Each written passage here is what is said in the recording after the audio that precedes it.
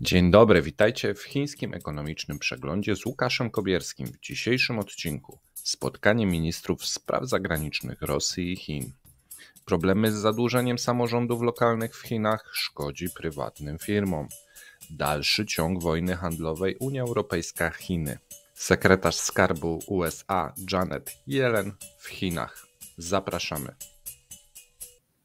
Dzień dobry, z tej strony Mateusz Lech oraz Łukasz Kobierski, Ryan Gosling. Tam miałem w zeszłym tygodniu pod twoim filmem propozycję, żeby zmienić nazwę na Chiny z Ryanem Goslingiem.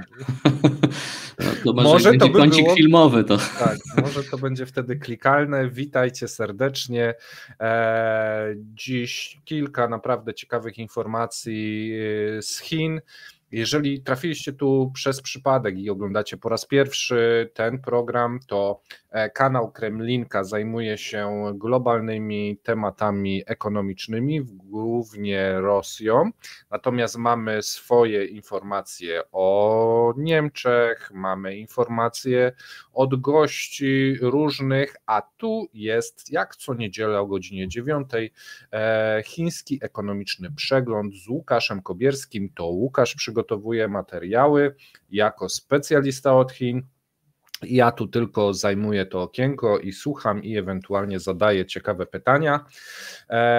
Jeżeli chcecie oglądać, jeżeli interesują Was Chiny, jeżeli interesuje Was ekonomia Chin, to jak najbardziej zapraszamy do subskrybowania kanału, aby nie przegapić odcinków. Zapraszam do obejrzenia wcześniejszych odcinków Łukasza, gdyż to jest nasze spotkanie już, nie wiem, 15, 16, więc mamy jakieś 15 godzin skondensowanej wiedzy o chińskiej gospodarce i polityce. Jeżeli ktoś lubi i interesuje go, to zapraszamy do obejrzenia. A w tym momencie, Łukaszu, ja chciałem Ci powiedzieć, że przejrzałem sobie pytania z poprzedniego wideo i nie było pytań. W sensie tak było opowiedziane wszystko, że ludzie powiedzieli OK. To czekamy na następny. Gumisiek tam prosił o pozdrowienie, więc pozdrawiam. Pozdrawiamy, ale też odpowiem na te pytania może w innym odcinku, bo bardzo dużo było tych pytań. To ja nie zauważyłem. Nie tylko dotyczących Chin. Także. Okay. Dobra. Tak, a jeszcze dzisiaj się pochwalę, założyłem koszulkę z chińskim murem. Także kupiona akurat ona była kupiona w Xi'anie, w mieście Xi'an, na takim targu, oni mówią muzułmańskim, chociaż tam taki mało muzułmański, ale meczet w środku jest. Także nie była droga, targowałem się ze 100 juanów na 50, szedłem, panu mina zrzedła, który sprzedawał, ale sprzedał i za 50, także tak, dodatkowa historia. A to jest koszulka świadcząca o tym, że na ten mur wszedłeś, tak? Tak, tylko czy on nie daje takich certyfikatów, każdy może kupić, kto wszedł czy nie wszedł, ale ja akurat byłem, więc pomyślałem, fajna pamiątka. Cały? Przeszedłeś w tej wersji?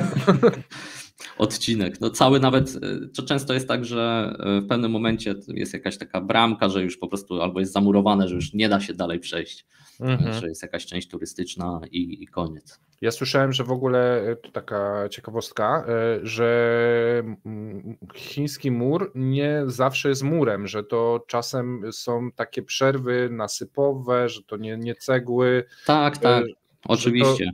Że to, co widzimy oczywiście na pocztówkach czy jakichś pięknych zdjęciach, no to jest ten taki odcinek najbardziej prestiżowy, można powiedzieć, najbardziej turystyczny, ale na całej rozciągłości nie wygląda to tak cudownie. Tak, oczywiście, a już te końcówki jakieś na dalszych rubieżach to już są jakieś po prostu skamieniliny i praktycznie już nic nie ma, tylko widać, że kiedyś coś było. Okej, no to mamy ciekawostkę turystyczno-poznawczą, a teraz przejdźmy do poważniejszych tematów. Ławrow odwiedził Chiny.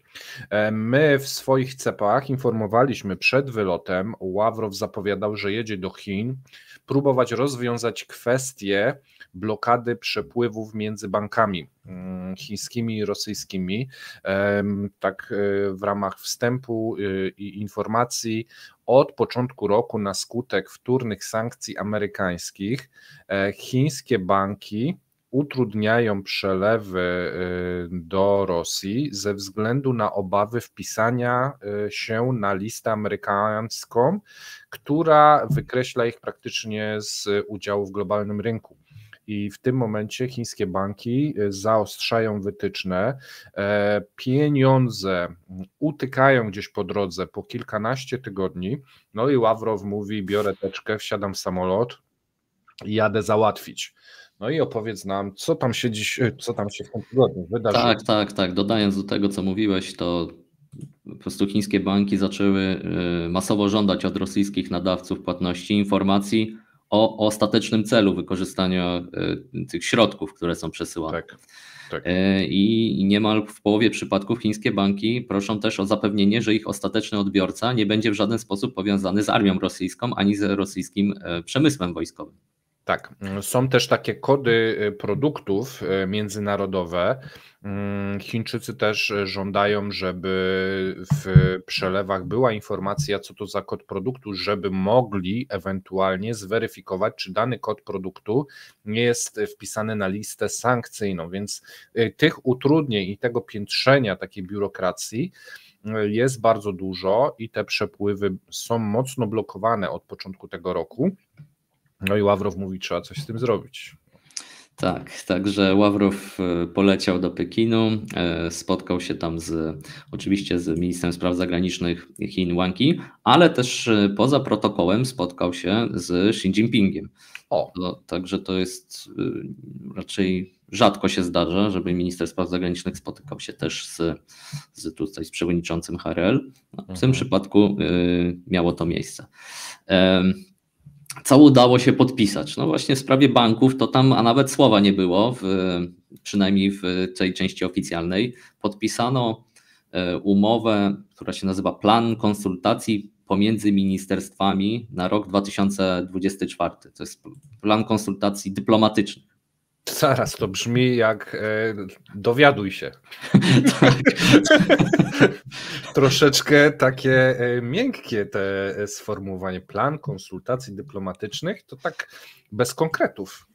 Tak, no wydaje mi się, że to coś trzeba było podpisać i to jest sposób na wyjście z twarzą z tego, tak? O, tutaj zobaczycie zdjęcia, coś jest podpisane, a to chodzi o po prostu plan konsultacji i planów dyplomacji chińskiej i rosyjskiej na rok 2024.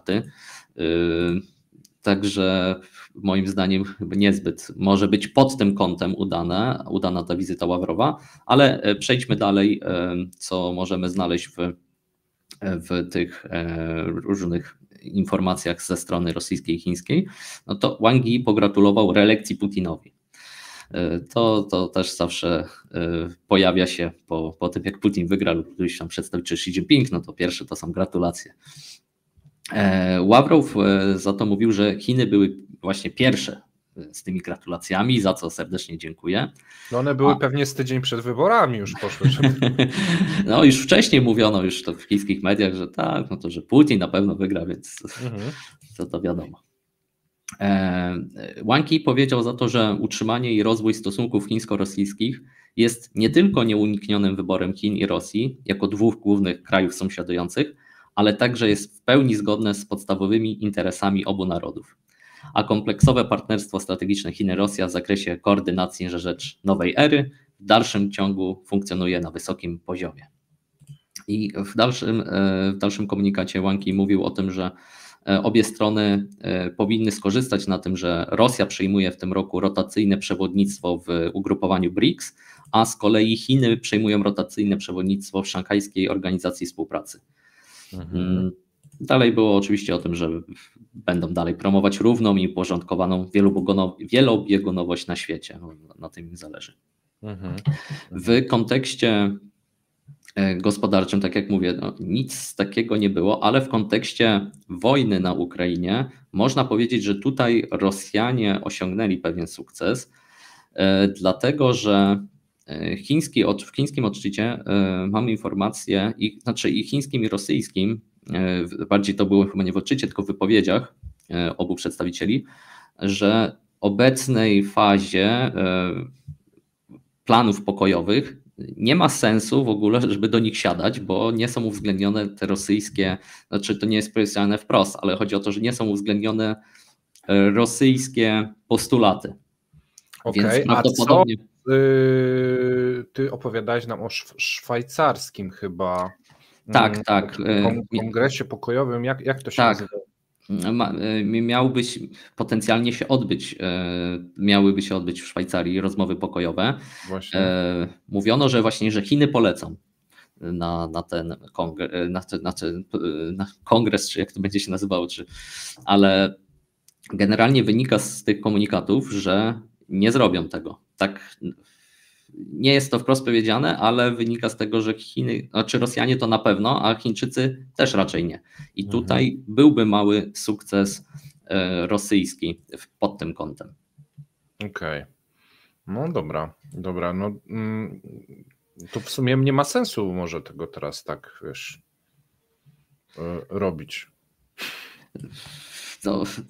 Tak wygląda na to, że trochę może nie być sensu, chyba że to bardziej kongres pod to, żeby porozmawiać wewnątrz Zachodu, szeroko rozumianego, jak dalej pomóc Ukraińcom w wojnie. Bo tu się pojawiają problemy, piętrzą się problemy, zwłaszcza ze strony Amerykanów.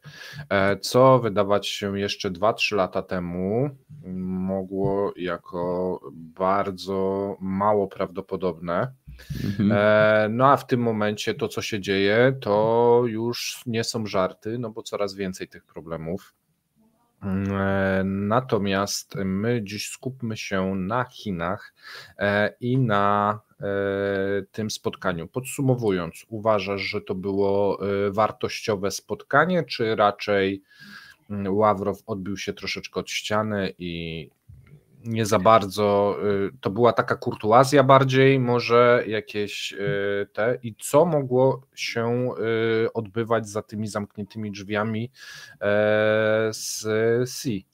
Bo jeżeli rozumiem, to ta rozmowa była za zamkniętymi drzwiami, tak? Tak. Też był odczyt tego spotkania z Xi Jinpingiem, ale on był bardzo, powiedzmy, ogólny. Także doceniamy wsparcie, doceniamy współpracę gospodarczą, że ona cały czas rośnie i tak dalej. Ja bym jeszcze zwrócił na dwie rzeczy uwagę z tego spotkania, bo jak twierdzi Ławrow, dużo mieli mówić o zapewnieniu bezpieczeństwa i stabilności w regionie Azji i Pacyfiku na tle tych amerykańskiego tworzenia zamkniętych i wąskich sojuszów politycznych, które mają orientację antychińską i antyrosyjską i mają na celu między innymi przełamanie architektury bezpieczeństwa, on to tak nazwał. I inna rzecz, oprócz tego, że on mówił o Azji i Pacyfiku, to był w pewnym sensie ukłon w stronę Chin, żeby powiedzieć, że my tu będziemy was wspierać, gdyby była jakaś taka sytuacja konfliktowa.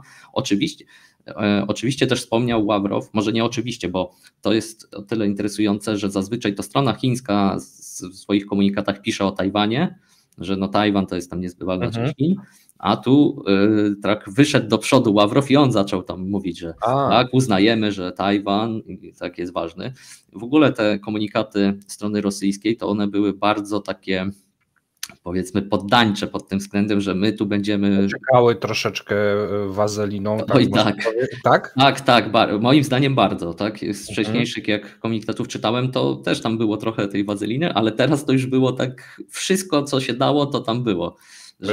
Bo ja pamiętam, że te komunikaty rosyjskie na początku, jeżeli chodzi o relacje chińsko-rosyjskie, to brzmiały partner na równi, coś tam, wiesz, że tu pozycja 1:1, to obserwujesz na przestrzeni 3 lat, że łagodzi się ta retoryka i już tak, proszę pana, dziękuję, proszę pana, jest na takiej zasadzie to? Idzie w tą stronę? Nie jest to oczywiście wprost tak powiedziane, ale jakby między wierszami to ja tak to postrzegam, że tutaj musimy więcej pokazać Chińczykom, że my jesteśmy tutaj w sojuszu, niż Chińczycy nam. Tak? Chińczycy nie muszą tak tego pokazywać. Oczywiście są te komunikaty, że to partnerstwo strategiczne jest istotne, ale nie piszą takich rzeczy, że Ukraina należy do Rosji, tak? Coś w tym stylu, to bo można byłoby taką kalkę zrobić. Tak, no właściwie tak. Masz rację. I o Azji i Pacyfiku mówili, ale jeszcze mówili bardziej w kontekście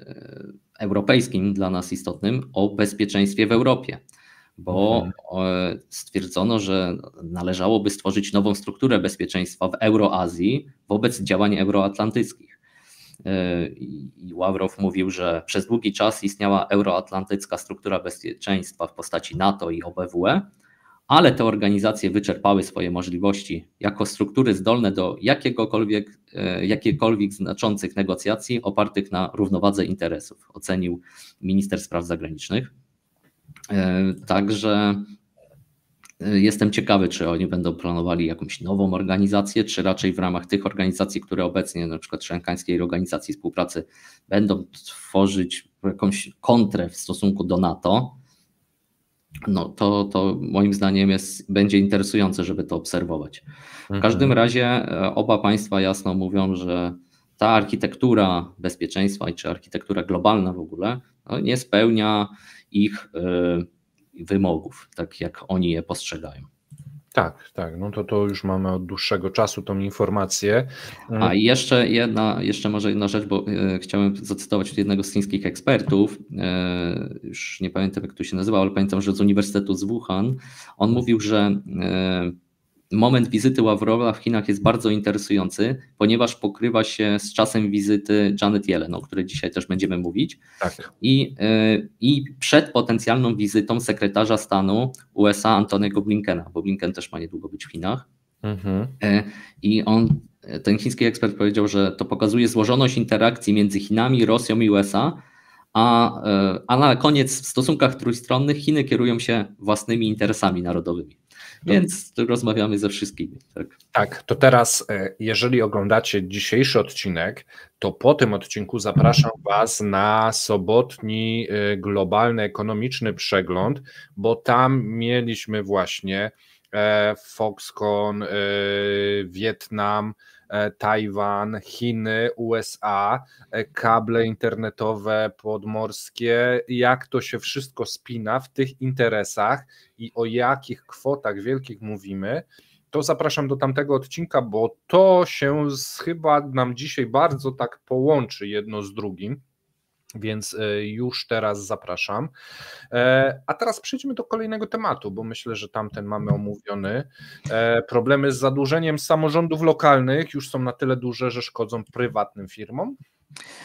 Tak, pojawił się artykuł na jednej ze stron chińskich. Ja akurat to czytałem z South China Morning Post na ten temat. Na temat właśnie zadłużenia samorządów lokalnych i jak to wpływa niekorzystnie i nie tylko na firmy prywatne, ale i na społeczeństwo generalnie. I ten profesor jest z Uniwersytetu Nauk Politycznych i Administracji Publicznej w Wuhanie, nazywa się Feng Chuan i twierdzi, że wyciąga właśnie wniosek ze swoich wycieczek terenowych, czy tam badań terenowych raczej. Wycieczek to tak. No byłem tu tramwajem i coś. Nie, to są badania terenowe oczywiście. Do niektórych z najbardziej zadłużonych prowincji w Chinach i jego argumentację częściowo miała też poprzeć niedawna sprawa, w której bizneswoman z prowincji Guizhou została aresztowana za sprowokowanie kłopotów, tak to nazwana, w próbie odzyskania 220 milionów juanów, czyli około 30 milionów dolarów amerykańskich. Chciała to odzyskać od władz lokalnych. Ona otrzymała kontrakt na budowę szkół i muzeów, ale zadłużona prowincja nie była w stanie spłacić jej za zbudowanie tych różnych budynków. Wygrała przetarg, wykonała budowę, zostały odbiory techniczne pewnie przeprowadzone i gdy przyszło do płacenia, to się wykrzaczył. Tak. No i generalnie aresztowano ją za używanie GPS-a do nielegalnego śledzenia i pozyskiwania danych osobowych obywateli oraz zatrudnienie 8 osób do publikowania fałszywych informacji w internecie oraz publicznego rozpowszechniania ulotek. Podejrzewam, że tam przeciwko władz prowincji, bo to nie znam szczegółów. No i za to została zamknięta. Czytałem później, że częściowo już odzyskała te pieniądze, no ale to trochę tak. Ale jest w więzieniu, więc takie win-lose troszeczkę. Tak, także czy jest w więzieniu, to już teraz nie wiem, bo to nie było tam w artykule napisane, ile tam dostała tej odsiadki, ale tak trochę dziwna sprawa, że kobieta, która chciała odzyskać swoje pieniądze, to znaleziono powód, żeby ją zamknąć, tak? Czyli nam znowu wrzucasz wątek kryminalny, a ostatnio bardzo chwalili za wątki kryminalne, więc jeżeli możesz łączyć ekonomię, politykę i wątki kryminalne chińskie, to tak, bardzo prosimy chociaż jedną historię tego. Tak, to jest trochę tak, że w Chinach duże pieniądze to zaraz łączą się z jakimś wątkiem kryminalnym, prędzej czy później. Więc jeszcze jeśli byśmy spojrzeli tak bardziej szerzej, to według danych z Ministerstwa Finansów podanych w poprzednim tygodniu przez Państwową Agencję Informacyjną Xinhua, zadłużenie samorządów lokalnych wzrosło znowu o 14% rok do roku. Teraz to wynosi 41 bilionów juanów, czyli blisko 6 bilionów dolarów na koniec lutego. Wow. To już są potężne kwoty. Tak. Pekin podjął działania mające na celu złagodzenie presji, wstrzymując projekty infrastrukturalne w części najbardziej zadłużonych prowincji i udostępniając środki za pośrednictwem kanałów płatności transferowych i specjalnych obligacji skarbowych. To jest jakaś pomoc, ale wiadomo, to zadłużenie to jeszcze będzie się ciągnęło, myślę, latami, nie będzie łatwo to. A teraz tak, przy wzrostach 14% rok do roku, rozumiem. Tak. To za chwilę będziemy mówili już o przyrostach bilion rocznie. 2-3 lata i to wskoczy $1 bilion rocznie, rok do roku. To są już naprawdę jakieś kosmiczne kwoty. Zgadzam się. Tylko tak jak mówię, ale są pewne działania podjęte i na ostatniej sesji parlamentu chińskiego, o czym też mówiliśmy w poprzednich odcinkach, jasno władze chińskie powiedziały, zwolnijcie z tym budowaniem, bo już widocznie nie wszystko, wiecie, że nie wszystko jest potrzebne, tak? Kolejne muzeum nie jest tu potrzebne, albo kolejny port lotniczy, albo gdzieś droga kolejna, także to są podejmowane przez władze prowincji działania, żeby jednak zmniejszać budowy, ale co ten profesor Feng twierdzi, że długi samorządów zasiały głęboką nieufność wśród prywatnych przedsiębiorców i lokalnych mieszkańców, a rozwiązanie tego problemu wymaga poważnych zmian w polityce. I dalej, zapytał władze lokalne, dlaczego mają obsesję na punkcie budowania tych placów, fantazyjnych budynków i tak dalej. To lokalni urzędnicy mu powiedzieli, że stoją pod presją osiągnięcia celów politycznych napędzanych konkurencją pomiędzy też innymi prowincjami, mająca na celu zapewnienie wzrostu produktu krajowego brutto. I spytał jednego urzędnika z Guizhou, i ten urzędnik powiedział tak, nie możemy sobie pozwolić na pozostawanie w tyle, dlatego one wcześniej właśnie mówią, że byli uwikłani w taką kampanię budowania nowych miast, nowych budynków, rozszerzania swoich tam możliwości, a te inwestycje znacznie przekraczały ich możliwości fiskalne, właśnie aby osiągnąć te nierealistyczne cele polityczne. Wiesz co, tu wydaje mi się, że to jest też kwestia takiego budowania za dużego domu na swoje dochody. Jeżeli tak się rozrastasz, wiesz, budujesz dodatkowe drogi, budujesz dodatkowe muzea i tak dalej, to nie jest tak, że wybudujesz sobie i to jest koniec. Robisz tak i koniec. Tam trzeba potem zatrudnić osoby, które ci przystrzegą trawnik, kustosza tego muzeum, sprzątaczki, administrację i tak dalej. I to drogę jak wybudujesz, to za kilka radion musisz wyremontować i to może doszli do tego momentu, że ta kula, tak jak wiesz, w lawinie jest tak duża tych dodatkowych obciążeń do obsługi tych inwestycji, bo może samo budowanie to jest, wiesz, jedna kwestia, ale później musisz je w jakiś sposób utrzymywać i to też spada na samorząd. Więc im więcej wybudujesz, tym większe masz obciążenie samorządu z tytułu właśnie dbania o te rzeczy. Jeżeli one dają w jakiś sposób wzrost PKB, bo nie wiem, droga doprowadziła, umożliwiła wybudowanie 3 nowych fabryk i wiesz, i ta zakupiona linia tramwajowa teraz dowozi tych pracowników, no to okej, to masz jakąś korzyść. Natomiast jeżeli to jest droga, która kończy się gdzieś w polu i nic tam się nie dzieje, no to raczej nie korzyść, nie? Czy muzeum 6 miski ryżu, nie? Że masz po kolei i za bardzo pałeczek nie pracowuje, tak, czy chińskich pałeczek, no to wtedy rzeczywiście nie masz za bardzo z tego korzyści, nie? Zgadzam się. No to właśnie oprócz tego, że właśnie jest to budowanie, to mogą tworzyć dodatkowe, a zresztą to w Europie też mieliśmy taki problem, w Unii Europejskiej budowanie lotnisk, tak? Była jakaś mania budowania lotnisk, które potem były nierentowne. Oj, czy stadionów piłkarskich. Tak, dodatkowych jakichś muzeów, które wiesz, później były napędzane wycieczkami ze szkoły, więc tak naprawdę to ludzie cały czas dopłacali do tego. No są takie różne pomysły, zwłaszcza samorządów, no bo z jednej strony to jest inwestycja w kulturę, rozwój jakiegoś miasta pod względem wizualnym, no ale jeżeli zachwiejesz ten bilans, no to później ci się to może rozsypać. Prosto. Tak. Ja ten temat podjąłem, dlatego że widać, że jest jakaś dyskusja w Chinach na ten temat. No i jest to pewna odpowiedź na tą debatę w Chinach na temat tego, czy problem zadłużenia prowincji należy przypisywać chciwości czy jakimś tam zachowaniom niezbyt dobrym grupy urzędników samorządowych, czy to jest raczej problem systemowy spowodowany zbyt wysokimi celami wzrostu oczekiwanymi przez Pekin. No zresztą też mieliśmy jeden z odcinków, gdzie mówiłem o tych planach prowincji na temat wzrostu gospodarczego na ten rok. To one są zazwyczaj albo większe niż te, które przewiduje się na całe Chiny, tak? No bo trzeba się pokazać. No tak. I tak, no pierwszy problem, czyli te niezbyt dobre działania chińskich urzędników, no to byłoby łatwo rozwiązać, no bo to wystarczy kilku wsadzić do więzienia pokazowo, że to były niepotrzebne inwestycje, że zmarnowane pieniądze, no to pokazujemy, że w ramach, no to byłoby łatwo dosyć zrobić w ramach kampanii antykorupcyjnej, którą Xi Jinping prowadzi od początku swojego zarządzania.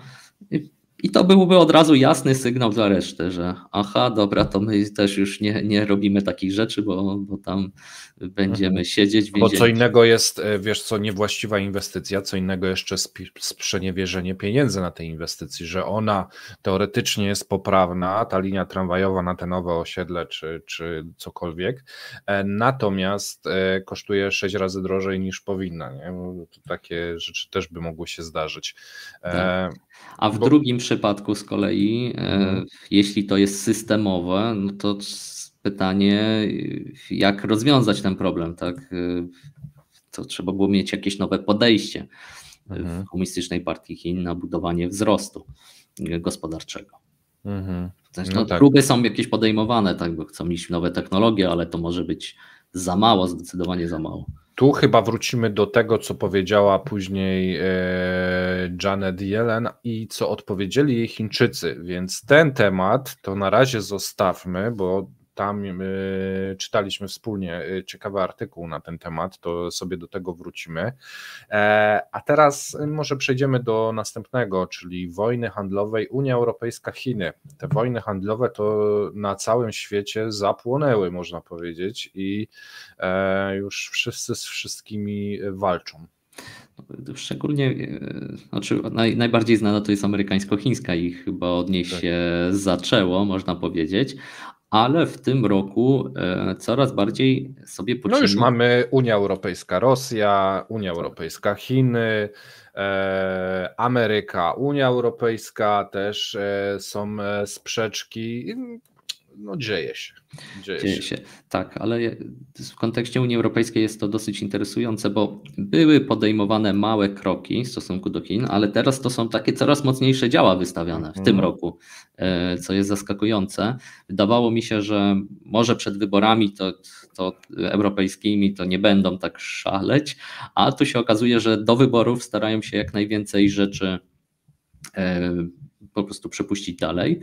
I w kontekście właśnie tej wojny handlowej Unia-Chiny mam kilka informacji z tego tygodnia. No, pierwsza rzecz to portal Politico donosi, że postępowanie w sprawie subsydiów obejmie także chińskie turbiny wiatrowe w projektach w Hiszpanii, Grecji, Francji, Rumunii i Bułgarii. Tak, tego wcześniej nie było. Niektórzy twierdzą, że w zasadzie Chińczycy przejęli ten rynek, bo najwięcej traciła na tym Dania i Hiszpania, którzy byli liderami rynku tych turbin wiatrowych. Ja myślałem, Niemcy też tam gdzieś są, nie? Więc... Tak. Ja też myślałem, że Niemcy, ale tak przeczytałem, że właśnie Duńczycy i Hiszpanie. I ogólny udział przedsiębiorstw z UE spadł z 55% w 2018 roku do 42% w 2022. No, w 2020 Chiny stały się jakby takim głównym konkurentem i głównym przedsiębiorstwami, które się zajmują sprzedażą turbin wiatrowych w Unii Europejskiej. Generalnie dostarczają prawie 60% mocy zainstalowanych na całym świecie w ogóle. To są dane za 2022 rok, a w 2018 roku było to 37%, czyli mamy gwałtowny wzrost.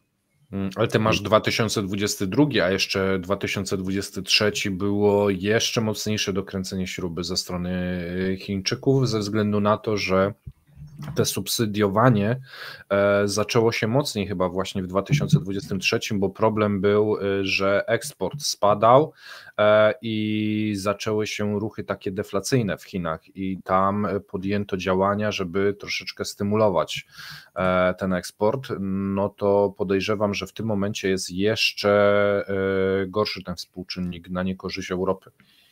Tak, właśnie do takich danych za poprzedni rok nie dotarłem, ale też podejrzewam, że może być tak jak mówisz. Stąd proaktywne działanie ze strony władz Unii Europejskiej, żeby trochę powstrzymać ten zalew chińskiego, tu akurat sprzętu związanymi z turbinami wiatrowymi. Kolejna sprawa w wątku wojny handlowej. Francuski minister gospodarki Bruno Le Maire, chyba tak się czyta, próbował przekonać swoich niemieckich i włoskich odpowiedników, że Unia Europejska powinna ostrzej podejść do Chin. Także on gościł Roberta Habecka z Niemiec i Adolfo Urso z Włoch na trójstronnym spotkaniu ministrów przemysłów. No, to było to spotkanie na obrzeżach Paryża. I chciał, aby te trzy największe gospodarki bloku wysłały Brukseli sygnał, że Unia Europejska powinna przywrócić równowagę w swoich stosunkach handlowych z Chinami na korzyść lokalnych firm. No, dalszych szczegółów nie mamy, czy udało się coś ustalić, ale będzie to dosyć ciekawe obserwować, co się będzie działo, bo w sobotę Olaf Scholz przyleciał na 4-dniową podróż do Chin, do Szanghaju i do Pekinu. To myślę, że w kolejnym tygodniu podsumujemy tę wizytę, zobaczymy, jakie jest podejście Niemiec w kontekście relacji handlowych z Chinami. Ja mam takie wrażenie, że oni raczej chcą iść z Chinami ramię w ramię. Powiedzmy, tam jakieś będą oczywiście małe sprzeczki, ale generalnie nie na tym poziomie, na przykład jakby życzyli sobie tego Włosi, Francuzi, to jest całkiem inny poziom. Ale ta informacja wydaje mi się na tyle istotna, że jest jakiś, że wrze w tym gospodarce europejskiej w kontekście relacji. Ogólnie politycznie też wrze w Unii Europejskiej. Trudne czasy nas czekają w tym momencie, jeżeli chodzi o Europę, bo widać, że różne kraje w różną stronę chcą iść i z różnymi mocarstwami się dogadywać, więc i to gospodarczo, i politycznie robi się takie dosyć duże zamieszanie. Tak jak obserwuję, to ostatni rok był taki właśnie, że to się nasila. Te ruchy w różne strony. No tak, ja się najbardziej obawiam niemieckiego podejścia, bo dla mnie wydaje się trochę wbrew interesom Unii Europejskiej i długoterminowo wbrew ich interesom, moim zdaniem, że oni robią ten sam case, który mieli z Rosją, że szli na współpracę z Rosją i się przejechali na tym. I obawiam się, że z Chińczykami będzie to samo. A my jesteśmy jednak sprzężeni mocno gospodarczo z Chinami, przepraszam, z Chinami w pewnym sensie też, ale jeśli chodzi o import produktów od nich, ale w kontekście fabryk, współpracy gospodarczej też niemiecko-polskiej, więc jeśli w Niemczech będzie gorzej, no to u nas też siłą rzeczy. Niekoniecznie. Tu też odsyłam do wczorajszego sobotniego Globala, gdyż ostatnie statystyki wskazują, że nasze uzależnienie od gospodarki niemieckiej w ostatnich latach trochę się zmniejsza. Wręcz przeciwnie, niektóre sytuacje, gdzie w Niemczech dzieje się gorzej, powoduje, że naszym firmom dzieje się lepiej. Mieliśmy te uzależnienie i te silne powiązanie przez 2-3 dekady, natomiast ostatnio odrobinę się to zmienia. Natomiast jak to by wyglądało w dłuższej perspektywie, nie można zapominać, że to jest największa gospodarka Europy i może na razie nas to nie dotyka, a później nas dotknie, tego na ten moment nie wiemy. Natomiast polecam jeszcze raz Globala z soboty, gdyż tam ten temat również omawialiśmy. Super, dzięki za uzupełnienie. I trzecia sprawa to minister handlu Chin, Wang Wentao, przybył do Europy. I tam spotkał się, pierwsze spotkanie było w Paryżu z chińskimi firmami samochodowymi, z BYD, SAIC, NIO, z Great Wall i Wang. I jeśli chodzi o unijną strategię ograniczenia ryzyka, która budzi obawy przedsiębiorstw i nie łagodzi ryzyka, ale raczej je wzmacnia, on tak powiedział. Więc ciekawe, od razu pojechał spotkać się z przemysłem samochodowym chińskim na miejscu. Szukałem jakichś dodatkowych informacji z jego spotkań, bo wiem, że miał być i we Francji, czy we Francji to już to wiem, i że jeszcze miał być we Włoszech, ale jakoś takich nie widziałem komunikatów z tego. Ale jak twierdzi agencja Reuters, twierdzi, że te dyskusje będą skupiać się na dochodzeniu Komisji Europejskiej mającej na celu sprawdzenie, czy chiński przemysł pojazdów elektrycznych korzysta z nieuczciwych dotacji, tych subsydiów, i to będzie główny temat rozmów ministra handlu Chin z przedstawicielami Francji i Włoch. Ale to ty już nam podawałeś, że są subsydia, więc co nie będą badali? No tak, trzeba to teraz na papierze dokładnie opisać, tak, i przedstawić formalnie. Może podrzućcie tam ten materiał sprzed 2 tygodni z Łukaszem, ułatwicie im robotę. Wyślemy do Komisji Europejskiej, jak sobie oglądają. Tak. Generalnie Chiny, minister handlu Chin powiedział, że wyrażają silne niezadowolenie i zdecydowany sprzeciw oraz wzywają stronę europejską do natychmiastowego zaprzestania i skorygowania niewłaściwych praktyk. Także na wielu polach sporo się dzieje w tych relacjach. To jak już mówiłem, amerykańsko-chińskich, to zaraz przejdziemy, ale też tu europejskich, chińskich i Chińczycy mocno działają na tym polu, żeby... Wiesz co, wydaje się to ogólnie, tak jak się to obserwuje z boku, że Chińczycy mają za duże moce produkcyjne, nie mogą się zatrzymać, bo mają swoje problemy i jeżeli zatrzymasz ten pociąg, to zaczną ci wypadać z tych wagonów poprzednich te trupy z nieruchomości, z samorządów, zadłużenia i tak dalej, więc musisz pchać ten pociąg. Konsumpcji wewnętrznej nie masz na tyle, żeby utrzymać się na tej fali wzrostu, więc co próbujesz? Zalewać świat swoimi produktami. produktami wysokomarżowymi albo wysokiej technologii, rozwinąłeś swoją fabrykę świata na takim poziomie, że cały świat swoimi ograniczeniami społecznymi, podatkowymi, kraje w tym momencie przestają być konkurencyjne z chińską wielką fabryką globalną i tu jeżeli chodzi o OZE, jeżeli chodzi o samochody elektryczne, no nie ma nikt podjazdu do nich.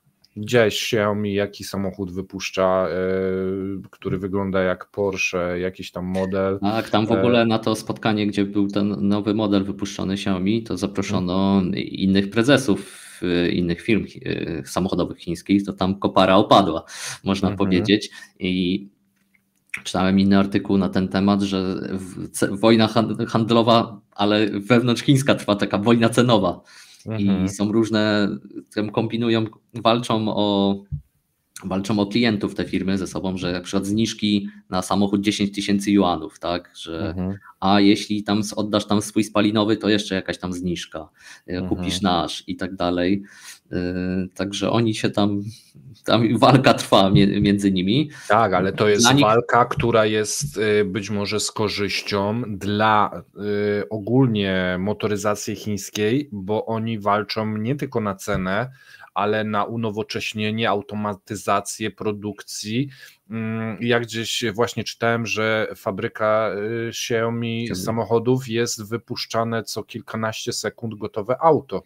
Że na tyle jest ta automatyzacja, no kurczę, no to telefon, wiesz, czas na wyprodukowanie takiego samochodu, to już są jakieś naprawdę tak, bo oni mają w pełni zautomatyzowaną fabrykę, jest taka reklamówka ich na ten temat, widziałem, może jeszcze wrzucę jeszcze raz na mojego Twittera, czyli Xa, jak to woli, i zobaczycie sobie, jak to wygląda, to po prostu jakiś kosmos. Tak. Nie potrzeba ludzi, nie potrzeba ci związków zawodowych, nie potrzeba ci L4, urlopów, niczego, wiesz, już nie mówiąc o prawach człowieka, czy jakichś ograniczeniach środowiskowych, no i dodatkowo jak jeszcze dostaniesz jakieś subsydia od rządu, no to kurczę, no kto ma z tym konkurować w tym momencie? Aha, i masz jeszcze wszystkie surowce, wiesz, metale ziem rzadkich i tak dalej, wszystko masz najprawdopodobniej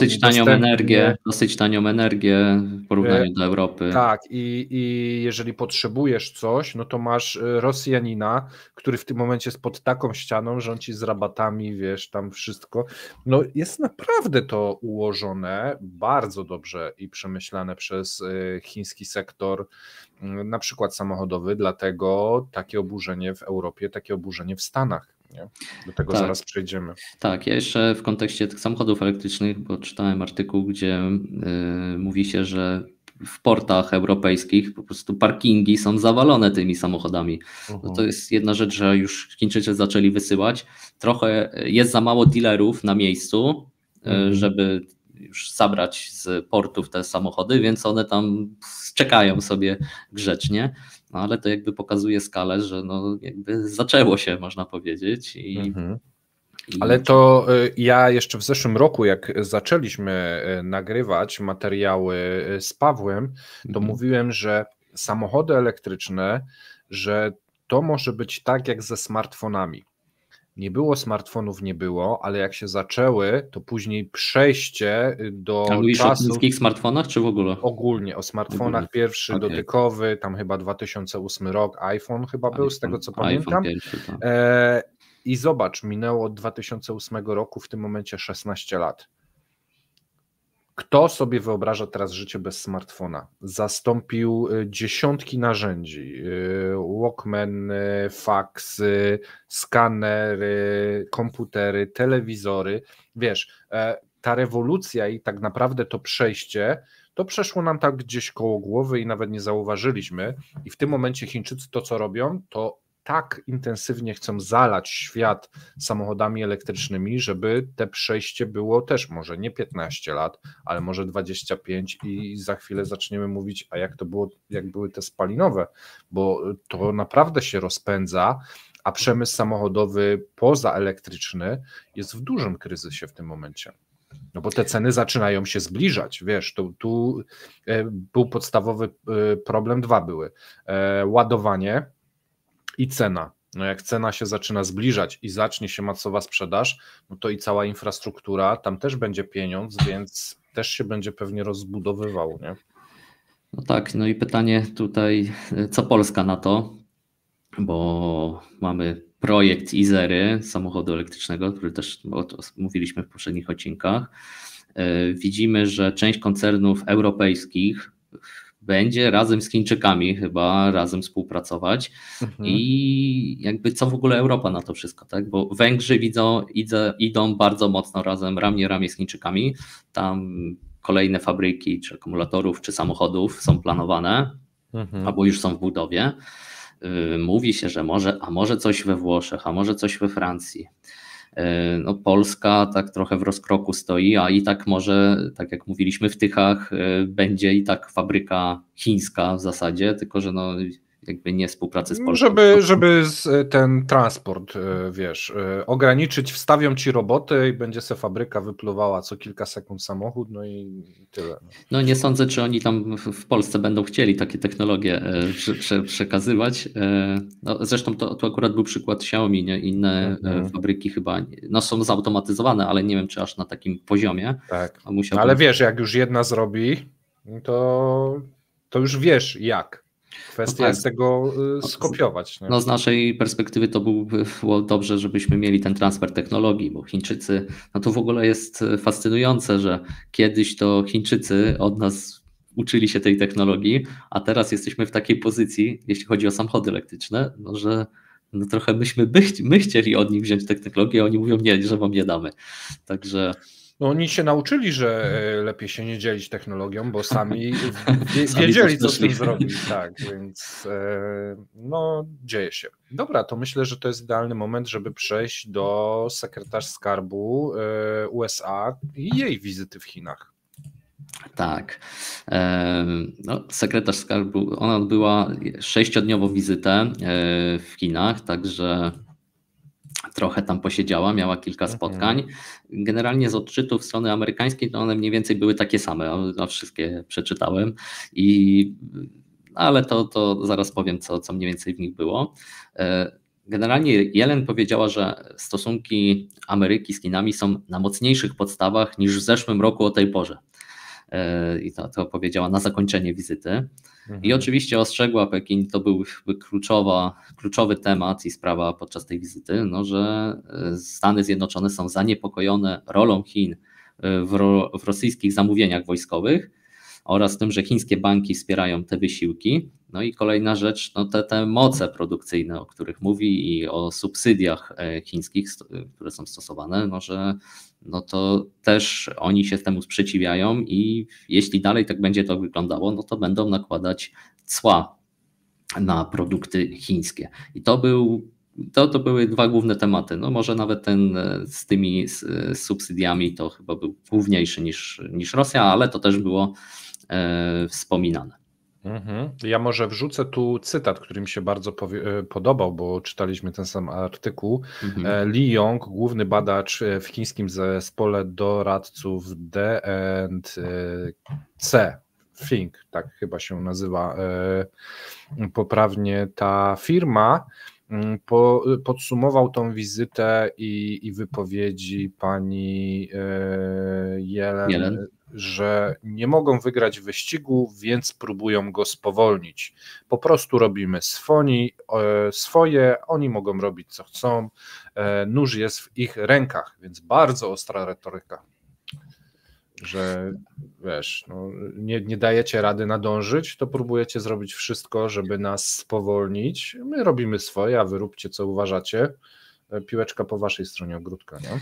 No tak, właśnie Yellen mówiła, że sytuacja ta grozi z zalaniem ze strony chińskiej tych nowych, szczególnie ona się odnosiła do paneli słonecznych, pojazdów elektrycznych, akumulatorów litowo-jonowych. No a właśnie minister handlu miał powiedzieć, że to nie jest żaden wynik dotacji, ale tym, że my jesteśmy innowacyjni i konkurencyjni na rynku. po prostu. To było z prawej strony chińskiej. Także chińscy urzędnicy odrzucili wiele głównych punktów rozmów z Yellen. W sensie jak odrzucali? Ona coś czyta, oni mówią, nie, o tym nie będziemy gadać, czy brednie... Po prostu poprzez odpowiedzi, że to nieprawda, tak? To tak nie wygląda. Także generalnie nie było wielkiego oznaku postępu w kwestiach spornych, tam właśnie tej dotacji czy przemysłu związanych z technologiami ekologicznymi, nazwijmy to. I nie ma, tak jak mówię, nie ma dalej postępu, chociaż jak zazwyczaj chińskie media piszą, to Yellen to była uważana za takiego dobrego policjanta, jak ona przyjeżdżała, i oni tak widziałem, że nawet ją lubili i to było popularne, że ona... Ja widziałem filmik z tego przywitania, takie bardzo sympatyczne, ona tam uśmiechnięta. Tak, bo ona tam chodziła też często do jakichś chińskich mniejszych restauracji, nie jakichś takich dużych, a jadła pałeczkami, to się podobało w Chinach, że ona je pałeczkami, to było popularne na chińskich tam mediach społecznościowych. To chyba 20 któreś miejsce zajęło z najbardziej popularnych tematów w tygodniu, że ona jadła pałeczkami. Wyżej było jak jakaś starsza pani z USA je pałeczkami, 22 miejsce, no to coś znaczy, nie? Tak, ale wyżej stało to, że ten problem związany z subsydiowaniem i tam zalew takich komentarzy, że co ona gada i w ogóle się nie zna. I teraz chińscy eksperci trochę patrzą na to, że no jednak to ona już nie jest jeszcze takim dobrym policjantem, bo tu przyszła i z jakimiś problemami swoimi przychodzi, a wcześniej to sobie prowadziliśmy konstruktywne rozmowy, a teraz przychodzi i mówi, że no, mamy czegoś nie robić, a to jest przecież nieprawda. Ja jeszcze wrzucę jedną wypowiedź Wanga Yuna, głównego ekonomisty jakiejś firmy managementowej. W USA i Europie panuje trochę gangsterska logika. Czy w ten sposób Chińczycy patrzą na to, jak próbujemy się bronić przed zalewem towarów? No, oni już takie określenie stosowali wcześniej do Amerykanów również, że to jest, że jak wygląda świat, że co, wy wszystko możecie, a my nie możemy, tak? Nie, no to tak świat nie wygląda, tak? W ich mniemaniu. Wiesz co, no troszeczkę, jeżeli wziąć no takie prawidła, jak się to mówi, kapitalizmu, no to uczciwa konkurencja, innowacyjność i tak dalej, no to na tym została zbudowana Ameryka i Europa. A teraz co? Chińczycy weszli i wygrali w ich grę. No i teraz mówicie, że co, że my, bo coś? No tak, rzeczywiście, jak wygrywamy, no to wszystko jest okej, ale jak przegrywamy, to bierzemy grabki, idziemy z tej piaskownicy i wiesz, no troszkę Chińczyków rozumiem. No teraz każdy broni własnych interesów. Chińczycy na tyle silni, jeżeli chodzi o te moce produkcyjne, są w tym momencie, żeby zalewać ten świat. Natomiast tak, my mówimy często o jakichś problemach ekonomicznych Chińczyków, mówimy też o tym, co się udaje. Natomiast ja się tak zastanawiam, wiesz co, jeżeli Chińczycy mają duże moce produkcyjne i świat nie będzie chciał od nich kupić samochodów, czy telefonów, czy czegokolwiek, czy tych panelów słonecznych, no to te moce produkcyjne trzeba by było przekierować na może inny asortyment i tu zaczyna mi się zapalać czerwona lampka i bardzo bym się tego obawiał. Bo jeżeli stwierdziliby, że te wolne moce produkcyjne to można na przykład w czołgi przekierować albo coś, no to nie brzmi to dobrze. Czyli tak przemysł zbrojeniowy to bardzo szybko się rozwija w Chinach. No też w którymś odcinku mówiliśmy, że Amerykanie twierdzą, że jest na takiej stopie wojennej, można powiedzieć, ta produkcja.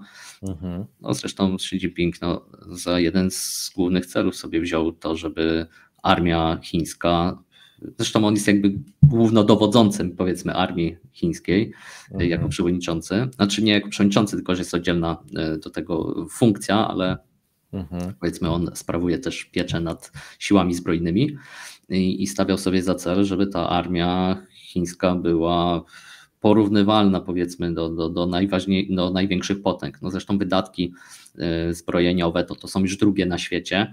No wciąż to jest mniej więcej 1/3 tego, co wydają Amerykanie, ale jakbyśmy spojrzeli tylko na samą Azję, no to trzeba wziąć kilkanaście państw azjatyckich, żeby to się zrównało z Chińczykami. Także... Teraz ja Ci zadam pytanie, może będziesz w stanie mi na nie odpowiedzieć. Jeżeli chodzi o Rosję, to widzimy na przykład, że się zbroją i wydają bardzo dużo swojego budżetu na zbrojenia kosztem cięć w innych sektorach i tam jest taki wyścig, co będzie pierwsze, czy Rosja się, osunie pod ciężarem tych wszystkich inwestycji zbrojeniowych, czy wygra to geopolitycznie, politycznie i zyska tereny, które ewentualnie będą dawały jej możliwość pokrycia tych strat. I teraz jeżeli chodzi o Chińczyków, też mówimy o problemach z zadłużeniem, o problemach z przeinwestowaniem niektórych rzeczy, że też te samorządy i rząd może w pewnym momencie się osunąć pod wpływem obciążeń finansowych, ale z drugiej strony widzimy ten pęd do zwiększenia produktywności, czy produktywności samochodowej, czy produktywności wojennej i tam też jest takiego rodzaju wyścig. Co będzie pierwsze, czy kolaps jakiś ekonomiczny, czy na tyle duża siła produkcyjna, żeby zdominować świat, produkcyjnie zalać tymi towarami, ewentualnie zastraszyć militarnie. Czy ty obserwujesz taki wyścig? Jak twoim zdaniem to wygląda w tym momencie? Ale wyścig tu między przemysłem powiedzmy prywatnym, a przemysłem wojskowym, czy? Przemysłem nie. Między sytuacją ekonomiczną, która nie jest za ciekawa i te zadłużenia i te obciążenia wzrastają, a jednocześnie pompujemy produkcję jak na sterydach, to oczywiście też wymaga środków, a później środków na utrzymanie, bo wiesz, jak napompujesz armię, to też wyprodukowanie to jest jedno, a utrzymanie to jest drugie. I tu mamy też taki pojedynek, finansowo-zbrojeniowo-produkcyjny. Obserwujesz to i masz jakieś przemyślenia na ten temat? W sensie, jeśli chodzi o zbrojenia, to bym powiedział, że co roku mamy wzrost wydatków na te zbrojenia, więc one są, powiedzmy, pokrywają potrzeby. Oczywiście spora część idzie na wypłaty dla wojskowych, ale to też jest w innych państwach na świecie podobny system, że gros tych finansów to idzie po prostu na finansowanie żołdów, czy może nie, to po prostu wypłat dla pracowników. A jeśli chodzi o te nadwyżki, to jest, to tak jak wcześniej mówiliśmy, to jest pewna taka ucieczka do przodu, że już widzimy, że mamy gorsze dane gospodarcze w kontekście i mamy tu problemy z zadłużeniem. Nie ma takiego aż tak wysokiej potrzeby popytowych w samych Chinach, bo taki typowy Chińczyk nie jest jakiś, czy ma ile może kupić telefonów, ile może kupić tych takich ociekaczy pod kran, czy coś takiego, które jest produkowane masowo. Tak. A moce produkcyjne są dużo większe, więc to będziemy próbować to wysyłać w świat. Mamy konkurencyjne ceny i nie tylko może związane ze subsydiami, ale też z całym ekosystemem, który został stworzony w Chinach, tak? Że tu są jakieś miasta, które się zajmują jakimś tematem i oni już mają cały ekosystem tam stworzony. To też jest ważne, że mówisz, że na przykład jest dane miasto, które skupiło się na jednym rodzaju produktów, tak? I fabryk kilka między sobą konkuruje, podwyższając swoje możliwości. Tak, jak leciałem do Chin w tamtym roku, to akurat siedziałem z jakimś gościem, który się zajmował, Polakiem, który sprzedaje buty generalnie i kupuje je z Chin, oczywiście w jakichś tam dużych ilościach. I on, nie pamiętam już jak się nazywało to miasto, jakieś nadmorskie miasto i on mówi, że tam lata tak 2-3 razy do roku i mówi, że tam całe miasto butami się zajmuje. Także wszystko tam mają, jakie byś nie chciał buty, wiesz, to ci robią. Przepływ technologii, przepływ ludzi, przepływ tego know-how, konkurencyjność, to też nakręca siebie, to też jest takie zagłębie jakby, wiesz, tak. Kiedyś Łódź była, że szwalnie, wiesz, i one tam między sobą i ten, no tak. A jeśli chodzi o moce produkcyjne, to jeszcze jedna ciekawa informacja, chyba z tego artykułu, który czytaliśmy, że te moce produkcyjne w zakresie płytek i ogniw i modułów związanych chyba z energią elektryczną, z panelami elektrycznymi, które zostaną wprowadzone czy tam wyprodukowane w 2024 roku, to mogłyby zaspokoić roczny światowy popyt do 2032 roku, czyli na następnych 8 lat. Trochę mnie to... Roczny. Ja gdzieś widziałem jakiś filmik, chyba na Twitterze ktoś wrzucił, że w tym momencie jak chciał sobie ktoś, że te panele solarne z jakimiś dotacjami były na tyle tanie, że jakby chciał jakieś ładne, zdobione ogrodzenie robić u Kowala albo zrobić ogrodzenie z tych paneli słonecznych, to by wyszło mu z paneli taniej, mimo że one by, wiesz, pod tym kątem to słabo światła łapią, więc byłyby te zyski minimalne, ale te żeliwne ogrodzenie by nie dawało żadnych zysków, a byłoby droższe, więc to też są takie aż niuanse, które powodują, tylko komu oni będą sprzedawać tyle paneli? Jak globalne zapotrzebowanie na 8 lat robią w rok. To też jest, wiesz, czy tu właśnie nie będzie takiego momentu, że wszystko na magazynach będzie stało, no bo zobacz, jeżeli cła wrzucą Amerykanie, cła wrzucą Europejczycy, no to gdzie oni? Na Antarktydę będą wysyłać? Albo trzeba będzie tanio sprzedawać, dużo jeszcze taniej, Afryka, nie wiem, Azja Południowo-Wschodnia. No ale mówisz globalne zapotrzebowanie na 8 lat w rok, no to jak? To też... Ale to tak samo będzie z samochodami, że mamy dziesiątki firm, które się zajmują samochodami, tak? No, Xiaomi, no to znany był z czego? No chyba z telefonów, o ile wiem. Tak? A tu nagle robią samochód, tak? Przecież nawet ta firma od nieruchomości... Znaczy oni bardzo dużo robią różnych rzeczy, sprzęt AGD, jakiś tak, oczywiście, domowy teraz, tak, ale tu jeszcze samochody to już jednak jest trochę technologia wyżej niż, nie wiem, pralka czy jakiś odkurzacz. No pytanie, czy samochody elektryczne nie są prostsze w konstrukcji, to tego ja akurat nie wiem, ale z tego co gdzieś tam czytałem, że łatwiej jest zbudować chyba samochód elektryczny, bo bardzo dużo mechanicznych rzeczy, tych olejowych, smarowych odpada ci, więc ja nie wiem, czy to po prostu w tej kwestii nie jest jakiś rodzaj uproszczenia, że to jest obudowana hulajnoga elektryczna, już tak bardzo uproszczając oczywiście, czy to po prostu na tej zasadzie nie jest, bo pamiętaj, że bardzo dużo tych kwestii samochodowych to było silnik, emisje spalin, jak długo to jedzie wiesz, bez przeglądu, skrzynia biegów, coś tam, a to ci wszystko wypada z tego samochodu, nie? Zresztą w którymś z odcinków wcześniejszych, gdy mówiłem o chińskim sektorze samochodów elektrycznych i jak to się stało, jaka ich była droga do tego, że się znaleźli w tym miejscu, gdzie są, to w początkowej fazie to oni właśnie spojrzeli na to, że trudno będzie im dojść do tego poziomu, jaki mają na przykład Niemcy, jeśli chodzi o silniki, więc to zaczęli myśleć... To po co nam silnik, nie? W sensie silniki elektryczne, no to wiesz, bo to chyba później każdy silnik ma w ekole osobno, nie? Jakoś tak, zupełnie inna konstrukcja.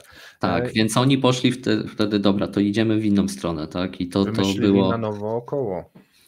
W pewnym sensie, ale...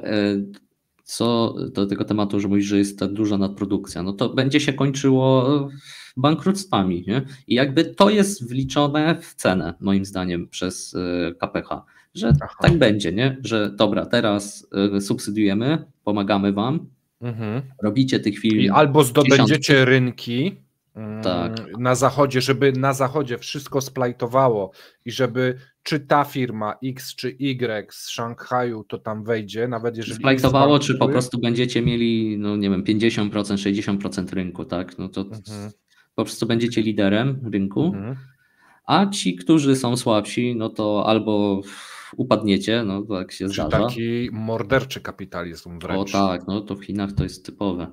Tak, to tam walka już w środku, nie? A co mówić już na zewnątrz, tak? To pomyśl sobie, jak oni są już tam w środku przeszkolenia, jak wychodzą na zewnątrz i Europejczycy przychodzą z kumbaya, coś tam, Znaczy, no tak jest ścinanie głów. Teraz jest tak z Niemcami, że Niemcy wygląda na to, że im się wydają, że oni mają takie marki premium, że Chińczycy to nie są w stanie wejść w ten model i że Niemcy będą mieli swoją działeczkę, Chińczycy swoją.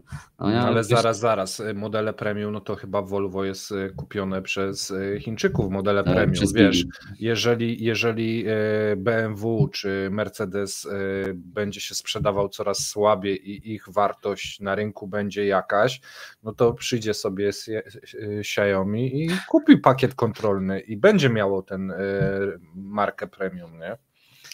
To tak może się skończyć. No ten jest ciekawy wątek samochodów elektrycznych. Na pewno będziemy do tego wracać. Dajcie znać, czy Was też to interesuje, bo wiem, że rynek nieruchomości Was interesuje, więc też zawsze staram się... Musimy garaże samochodowe wtedy połączymy.